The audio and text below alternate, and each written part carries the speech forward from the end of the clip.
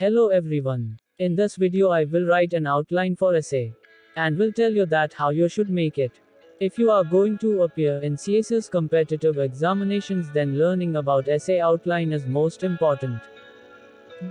Because making an outline for your essay before starting it is the need of FPSC. You can see it in the past papers of essay.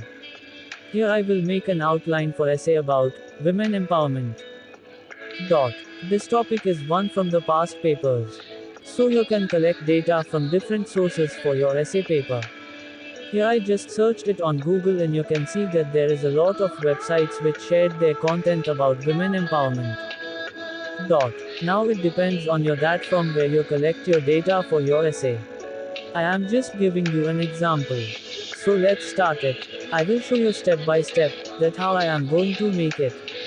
And will show you the whole outline at the end of video. So please watch the video till the end.